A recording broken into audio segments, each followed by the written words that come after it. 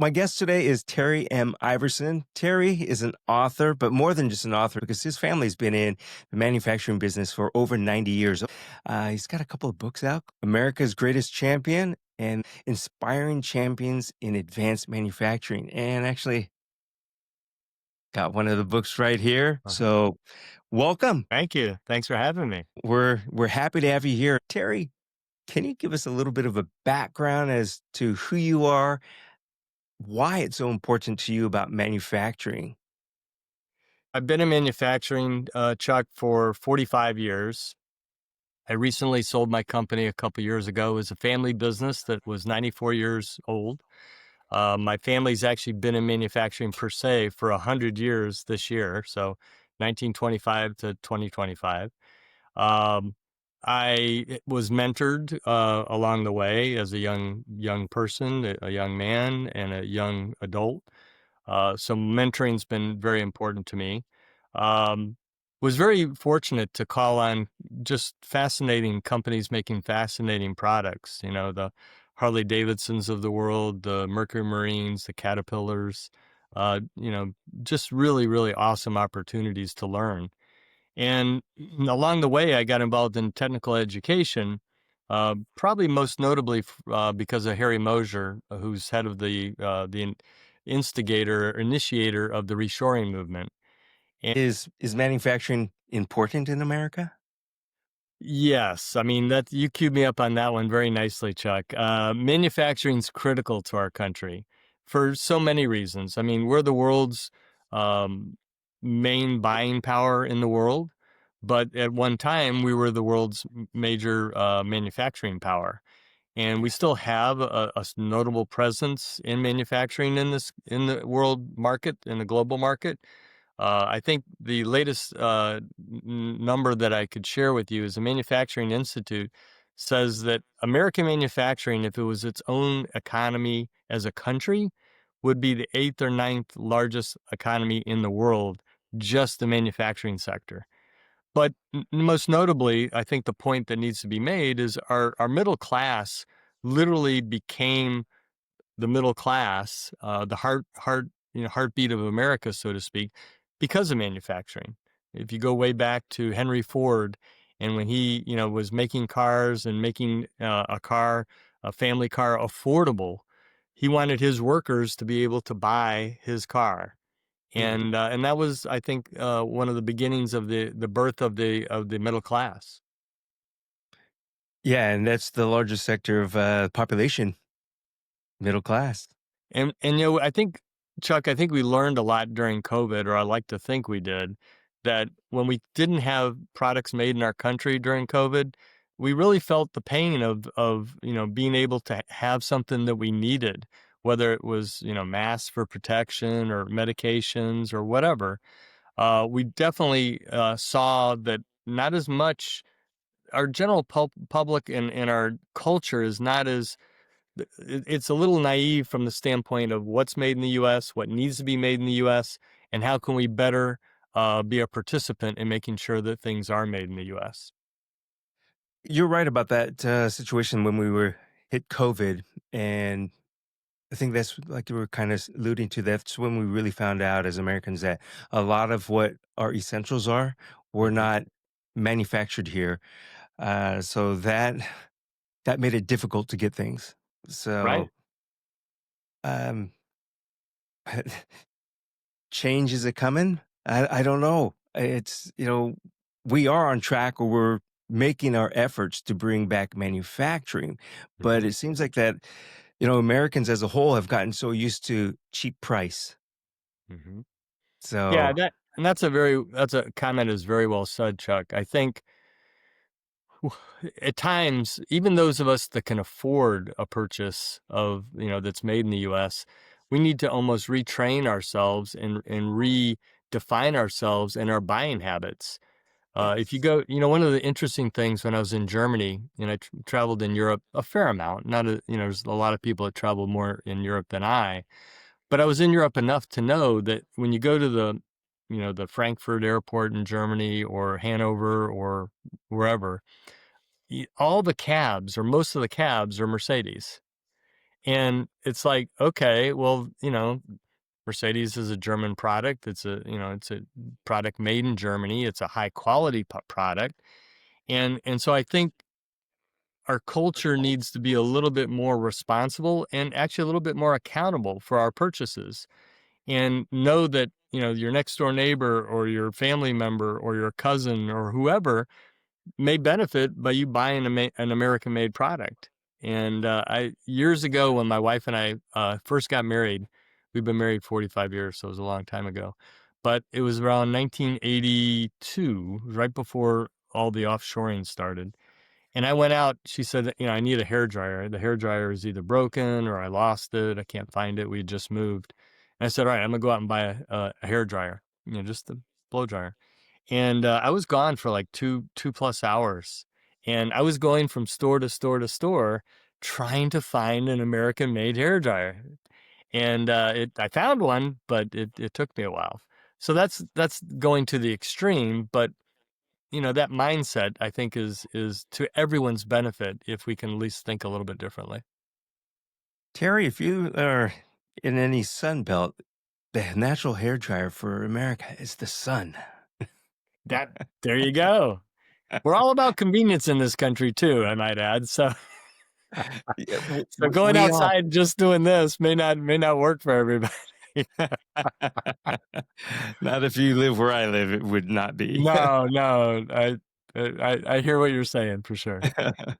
uh, when we first met Mhm. during the National Publicity Summit, we kind of talked about education, and when there was a time when uh, in schools you had almost like a choice of either going the manufacturing route, learning a trade, or college for something else.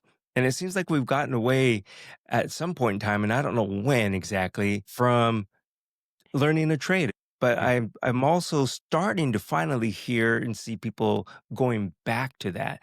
So did we lose track somehow with that, you know, between education and the industry? We did lose track, and your insight is spot on. When I got in the industry in 1980, manufacturing was the heart, at that particular time, at the heartbeat of America, so to speak. And what ended up happening is in '83 we had this huge recession, and it was by far the first and the worst that I'd been through. And we had a young family, and it was a huge deal. Well, what happened was manufacturing companies started closing. Manufacturing companies, machine tool builders started, dropping off by the wayside, unfortunately, which is a big problem because you need machine tools in your country to make things. And then there was an offshoring, wave. It literally was a wave, and so apprenticeships were closing down. Um, Vocational training and shop class in schools was pushed to the side. And someone made this comment, and I've made this comment a number of times over the years. Someone made this comment that we were going to be, quote unquote, a service based economy. And the hair on the back of my neck just like stood up, because that's the last thing you want to hear. With the proud manufacturing that America has been known to be, running through our blood, so to speak, hearing that just literally, was very disheartening. So that being said, everything started offshoring, or a lot did, and some probably should have been offshored. And the type of things that people don't have a lot of skill sets, and a lot of input to perform. But it was probably in the mid '90s that Harry Moser started the reshoring movement to bring back, and that as China took more and more on, they had to pay their workforce more and more, so they started developing a middle class, actually, and they invested in automation heavily, even though they had the least expensive labor, in the world, basically. So they pretty much doubled down in China, and so their costs came up, but then in some ways their automation was adapted so prevalently that they counteracted that. Mhm. So so that being said, now over the last 10 to 15 years, what I've seen, because I was in the machine tool sector selling equipment, is a lot of schools were starting programs back up. And then I think in my second book, the one thing that I alluded to is for the first time in history, in General Motors history, they said that they would actually consider hiring people for certain positions without a 4-year degree. And so that was like, I remember I was almost done with the book, and that was like the last thing that I noted, and I'm like, that's a pretty telling statement right there. So Speaking of China, and America, as far as manufacturing goes, like you're saying back in that early to mid 80s, that kind of like that shift, that change, it definitely seemed like possibly even a little before that, that we were making that change where we were becoming a service-oriented economy, but we're also sourcing the services and manufacturing, and it became this profit-oriented economy here for business, for big businesses. mhm, I don't want to say that's a bad thing, but boy, did it make a change. And now, like you're talking, how China built up their robotics, automation, then things like that, and then we started to. But now we're in that, once again, that shift of people are saying AI and robots are going to take over their jobs, but we still need manufacturing human hands, right? we do. We do. And I think there'll be, for the foreseeable short future, a huge need for people to set up equipment, set up cells, um, all sorts of analytical things that are involved. But the more automation and the more AI automates certain processes in manufacturing, the higher skill level we're going to need. So, Mhm. we have this skills gap. First of all, we have an opportunity gap where we have opportunities that people aren't taking advantage of. And then we have a skills gap that's going to get worse the more automated that we become. And, AI is going to change the way things are done. There's professions and careers that have nothing to do with manufacturing that are more mainstream. And some of those are just going to disappear and, almost completely. But one of the things we have in our educational, in our culture, not so much in our educational path, but our culture, is that we go down these traditional paths that we've, known about for decades, if not a century or more. And to have the masses go down those paths with, the market for that just, becoming so much smaller, that's a dangerous thing for our youth, especially if they're going into student debt, which I'm very much opposed to. So I think that there's there's a whole awakening that the young person and parents of young people need to really do more research and really make sure that when a young person makes a decision to go down an educational path, that they know exactly what it entails and they know exactly what the market is for it. A good example, I make a connection, Chuck, between gaming and the gaming community and digital manufacturing, and how absolutely ideally suited those gamers are for computerized manufacturing and automated manufacturing careers. Mm. Well, what's happening, and I don't know if you know any gamers, but I guess my research showed me there's 3 billion gamers in the world, which just blows my mind. But the the the demand for gaming programmers is down, and the interest in being a gaming programmer is way up. So you have these, totally opposite trends. And so a lot of young people that are looking to get into gaming programming really should be looking at manufacturing. And Mhm. that's just one example of maybe changes to come. Going along with that, I don't want, and you're far more knowledgeable about this than I am, but I'm looking at this and thinking about this where I don't want people or younger people get in their heads that, oh, well, I'm not going to get into manufacturing because of robotics, but no, in the manufacturing and things like that. But it's going to take a decade maybe to really build things out, the infrastructure. Okay, guess what? There's a trade right there.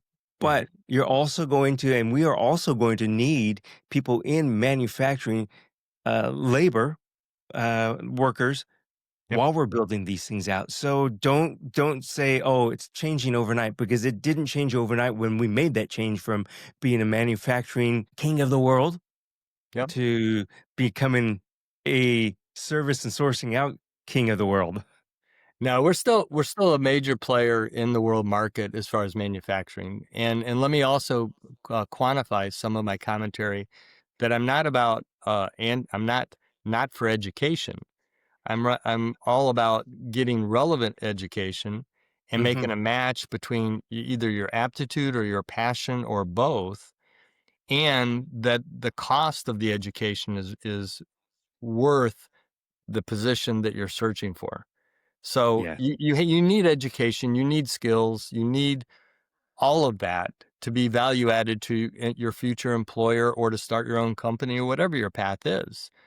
But to spend an inordinate amount of money that you may not even have or have access to and have to go into debt for a position that won't substantiate paying back that cost, um, and potentially may not have the room for advancement to get to the point of justifying that cost.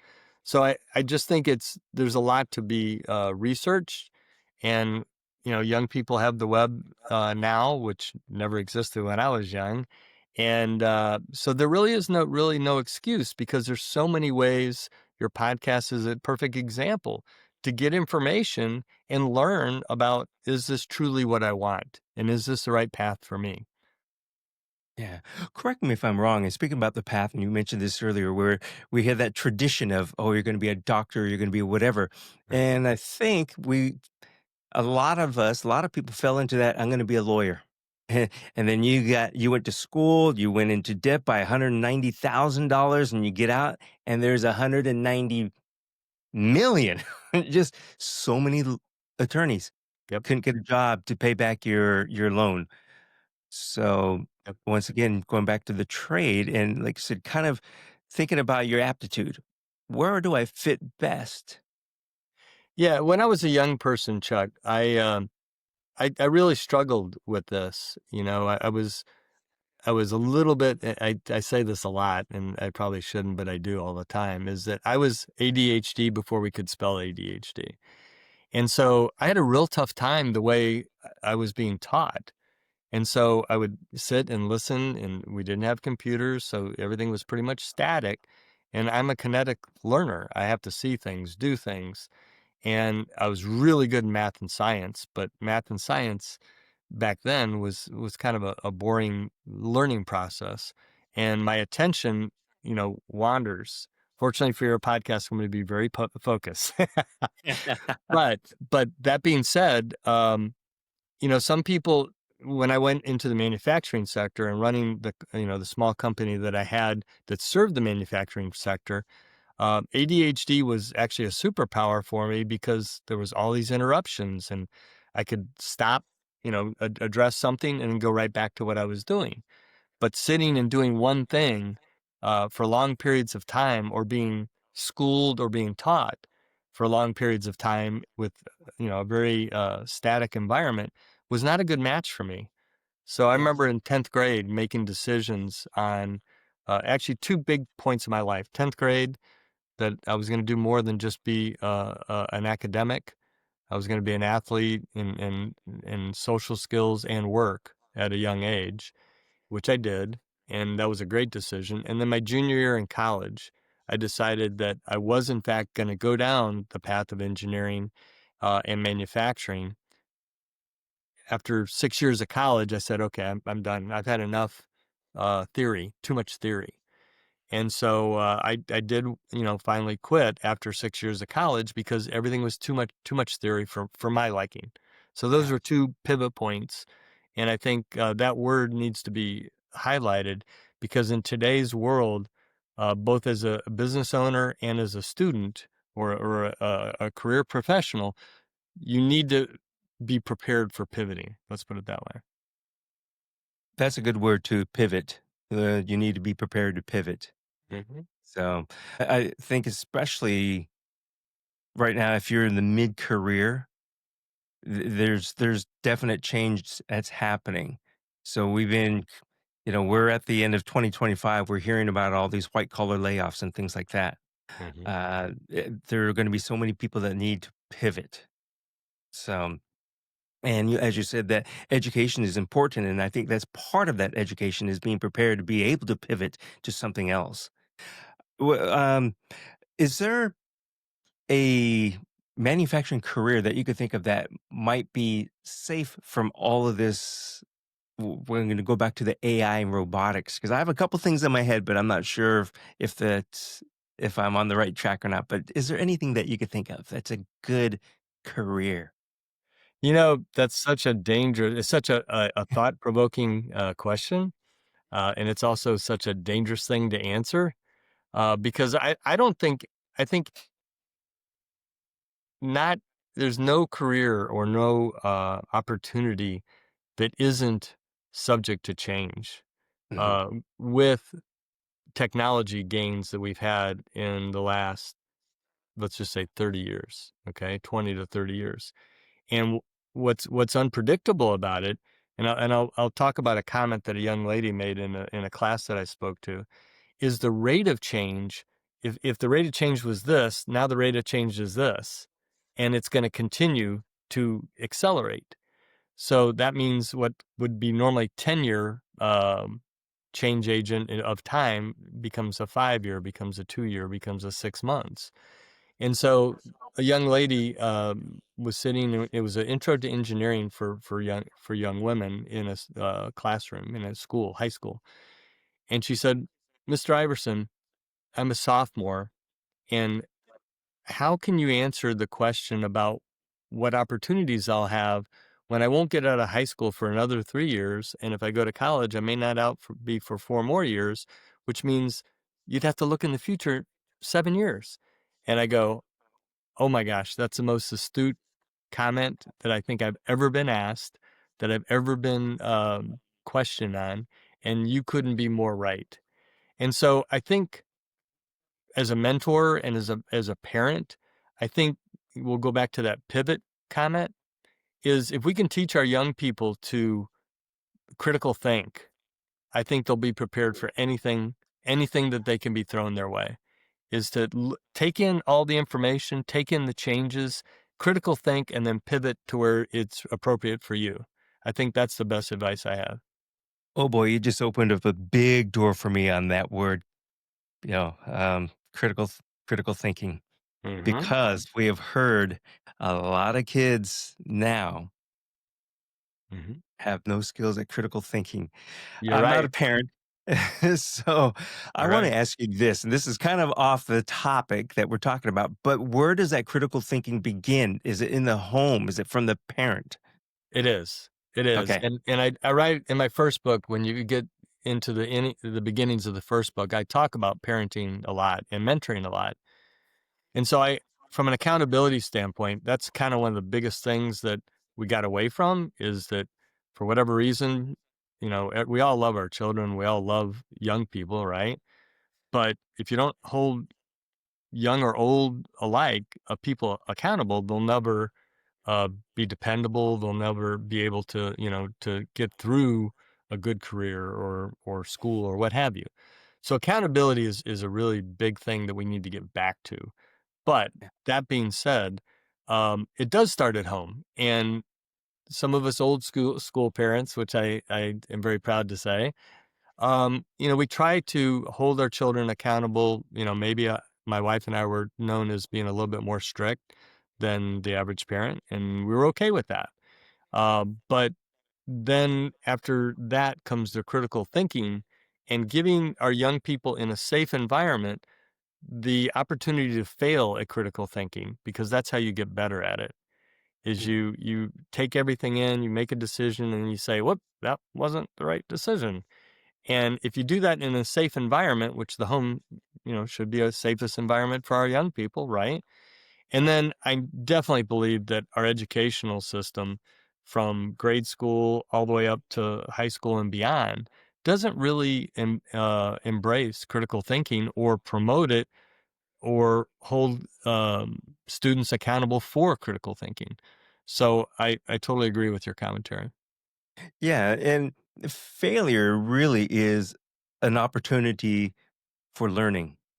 It's Mhm, in most every single thing in your life and daily experiences, mhm. failure is just an opportunity to learn. So somewhere along the line, we thought failure was a bad thing and a heavy negative connotation to it. So hopefully folks that are listening to this and the parents realize that it is not. It's just an opportunity for your child to learn. Or if you're the one that's coming up and coming, it's just an opportunity for you to learn and either change course or do better.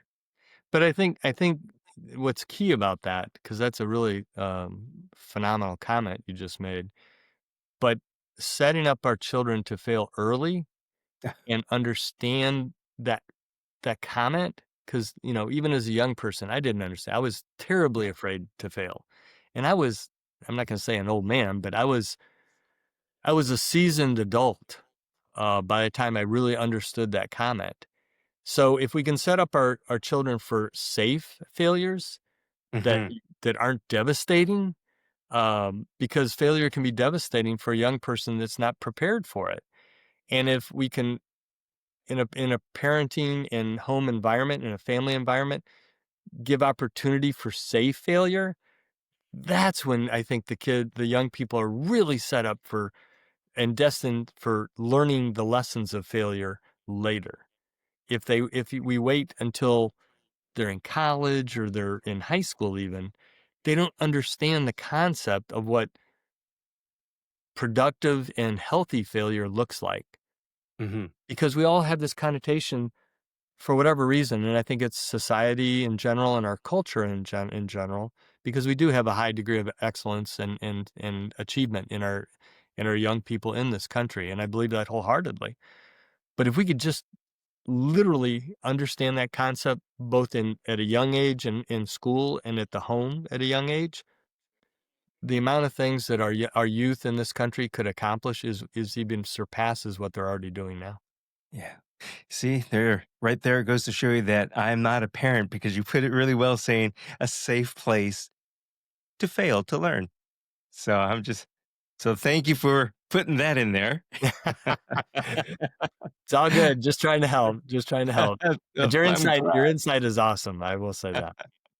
Thanks, Terry. Again, with manufacturing right now, as it stands in 2025 and beyond to the next, decade, Mhm, what direction should people take? And what I mean by that is mhm. it education for manufacturing? And then also the other thing is, it might sound crazy, is can you explain to us what manufacturing is? Because I think people might just say, "Oh, it's assembly line," or they might think it's this, or might think it's that. But it's larger. It's bigger than just standing in an assembly line and putting parts together.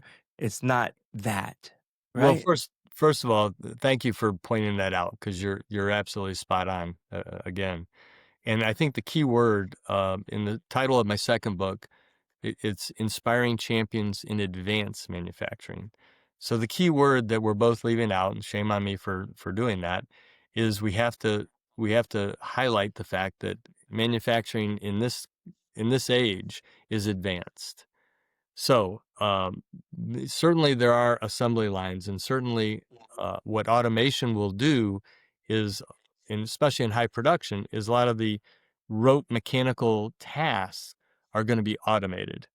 So now manufacturing becomes, and advanced manufacturing is a very broad term, because there's food manufacturing, there's you know retail goods that are manufactured, there's automotive manufacturing, there's aerospace manufacturing, there's medical manufacturing, there's pharmaceutical manufacturing. So it is so encompassing that it's hard for people to grasp it, because it's so broad and so nebulous as a concept.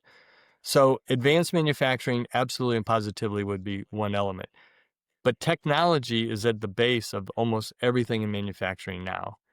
And so that being said, I think that any either engineering path or skill set path, you have to also consider the technology component of it.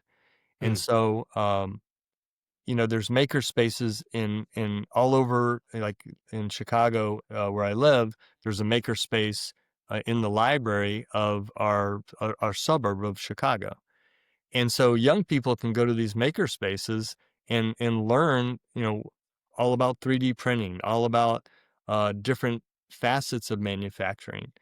But it's an extremely broad definition, but I think advance and technology has to be included to really have a grasp of what it is today. Thank you for clarifying, letting us know on that. I want to remind everybody out there too that today's conversation is with Terry M. Iverson. He's got a couple of books out right now. One of them is called America's Greatest Champion, and then the other book is called Inspiring Champions in Advanced Manufacturing, which Terry just kind of spoke about. So, and one other thing too is you can find him at championnow.org. Terry, what are a couple of things that people can do right now to make that change or make that shift or prepare uh, just in case that they have to make a change? Is it something, is it a mindset? I think you might have used that word early on, but Hmm. how do we get ourselves to the point of saying, I need to be prepared for whatever change? And if it's in manufacturing or if I'm going from a different job to next job. I don't know if that's really making any sense. No, well, you're defining some very important topics, and it's hard to define anything that's an important topic. So, so one of the things that I'll say is, there's a whole artistic um, community. And what people don't realize is the artistic community is part of manufacturing as well. And I've been blessed that I got the artistic side and creative side from my mom and the engineering and business side from my dad. So I was one of the engineers that was very fortunate and blessed to have both mindsets, which is not, and sometimes they conflict, and that's interesting in itself. But what I would say is one thing that I did is I put educational videos on my YouTube page about concepts about manufacturing, about world global economics as far as manufacturing goes, on how thermodynamics, how materials can heat up, and how that can be a challenge in manufacturing. And I think the whole 22 videos are 4.5 hours in length. But the web is such a tremendous asset if you just know what to ask. And so Mhm. if you're artistic and really good at creating things, believe it or not, you probably have a really good chance at manufacturing being a match. If your child likes putting things together and taking things apart and seeing how they work, once again, maybe an engineer, maybe a maker, maybe a manufacturer. But there's so many. I think one of the things that I'll say is in my research for my second book, 79% of every 100,000 students will go to college. Of that 79%, a certain percentage of that will get a degree in either 4 or 5 years, and another percentage in 6 years. And then the last metric is, of those people that graduate, what percentage of them actually use their degree in their profession, in their career? And what's fascinating in my research, and this is to the point that I think I'm hoping you're making, is that out of every 100,000 students, only about between 7 to 13% are going to college, getting their degree, and using their degree in their profession. And when you Wow. think of the billions of dollars, probably even trillions of dollars that are spent on education, um, and that comment alone is not a problem. It's relevant education and an educational match for aptitude, interest, and passion. And so when our conventional path is only serving 7 to 13% of our population of young people, that's a problem. And that's where I'm trying to get people to think. And mom and dad, they're a big part of that. In fact, they're a bigger part than they probably even realize. The second book, which I want to just point out, which is right behind you, is actually a two-sided book. And so the side that's behind you is the student book, and the student edition is for to be read, and the manuscript is 180 degrees apart, and the artwork you can see is the mirror image, the inverse. One's black and background, and one's white background. But the stories are written from different perspectives, and some of the stories are the same stories, and then there's unique stories in each book. So that being said, this healthy dialogue for parents and students to have, and maybe even students to have, uh, is critical to find a match with the market moving as fast as it is, which is driven by technology. I think it's going to be more and more important for young people to do their research. Yeah, and like you said early on too, they have the internet, the web now that they could do a lot of research and things like that, and taking these aptitude tests. And with me saying that, even if you're not a young person and you are a little bit older, Hmm. For sure. your skills or your love can change. So it's probably Yep. fun or a good idea to redo an aptitude test to see where are my interests now? What have I learned over the past 10 or 20 years of working? What am I good at now? Yeah. Because that might tell you something different. Yeah. I think it's going to be more important, especially with the generations that are coming up behind the baby boomer. One of the late baby boomers. I'm right at the trail end. I think there's 4 or 5 more years of baby boomers from when I was born. And so retiring and passing off in droves, right? And quality of life is really important to the subsequent generations after the baby boomers, and work-life balance.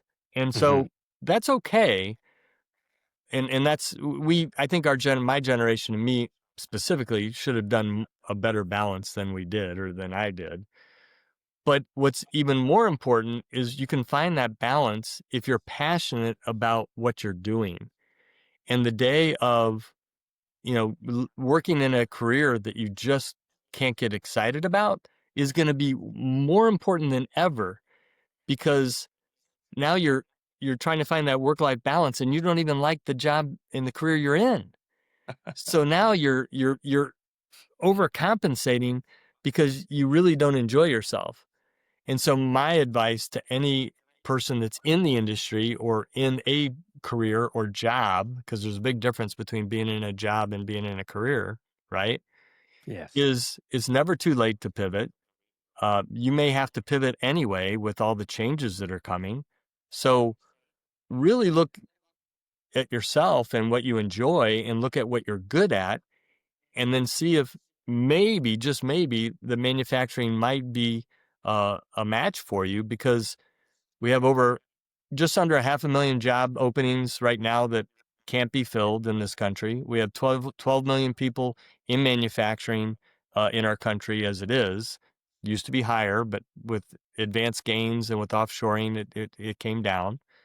And we have, in the next 5 years, I think 4 million manufacturing positions that are going to be created in the next 5 years. And we're already behind the 8 ball as it is. And we have Mm. voids that we can't fill. So there's opportunity galore, but you're going to need to be skilled. You're going to have to show up early, and maybe even leave a little late. And most importantly, I tell all the young people and older adults also, is you got to be known for telling the truth and telling it like it is, and being interactive and engaging. Yeah. Absolutely you need to be able to do that. Uh, Terry, finding America's Greatest Champion right here. Mhm. Um, I am looking forward to reading this, but I was wondering if you could tell me, who are some of the people that you interviewed and what can the readers and people listening today, what can they learn from your book? Well, let me start by saying that the subtitle for the first book is Building Prosperity Through Manufacturing, Mentoring, and the Awesome Responsibility of Parenting. So when I first wrote the first book, I was on a plane going to Taiwan, of all places, interestingly enough, for 13 hours. So I wrote about probably 40,000 words. And I thought to myself, 40,000 words of me, my wife and anyone that knows me would say that, Terry, that, you're a good guy and you're a fascinating person, but that's going to be a little boring. And so then I realized that I've been blessed and really know some really fascinating people. And, I want people to learn about manufacturing, but if I just wrote about manufacturing and not mentoring and parenting, the only people that would read the book are people that wanted to get in or already in manufacturing, and that doesn't work, right? So the foreword was written by a friend of mine, a married relative now at this point, Greg Wasson, who is former CEO of Walgreens. So he wrote the foreword.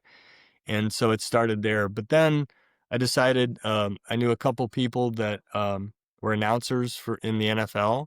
So I included them. I knew one young person whose mom and dad I went to school with. He went into the NFL. His story is fascinating. So I included him, or I should say them.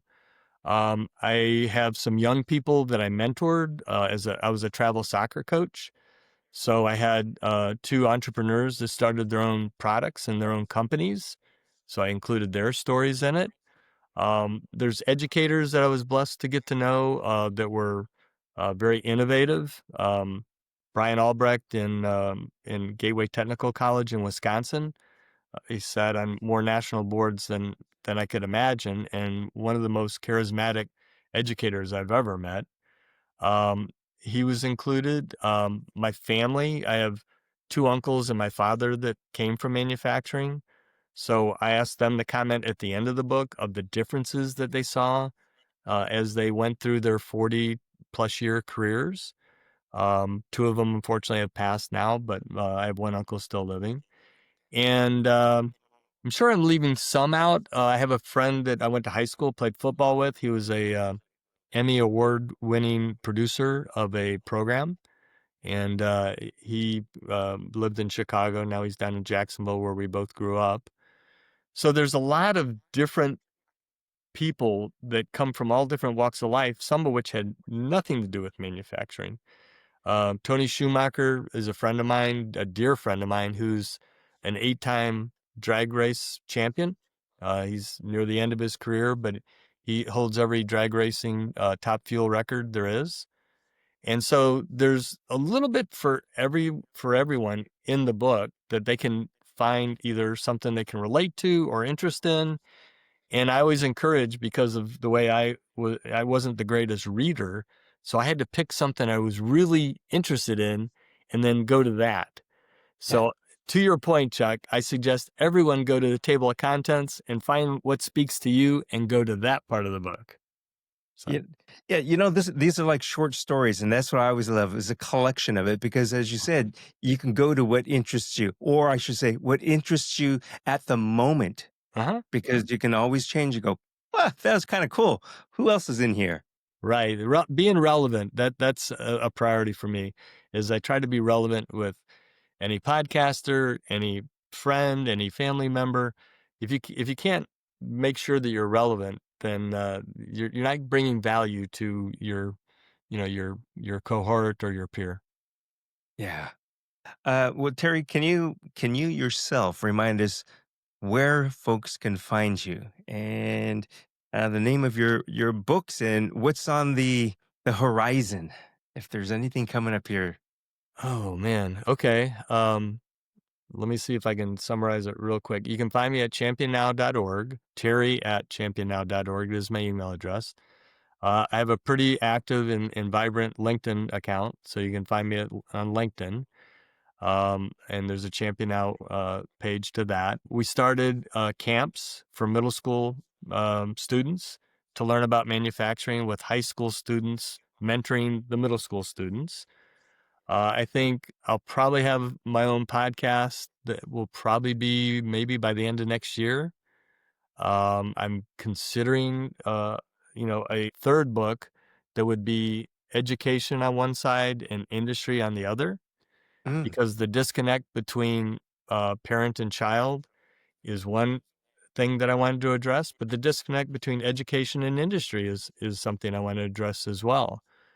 Um, I actually, during COVID, I wrote a song about my educational path, and I had AI. I did the lyrics, but AI did the music and the singing, and that's on our Champion Now website on the page. People can listen to all three and see which one they like.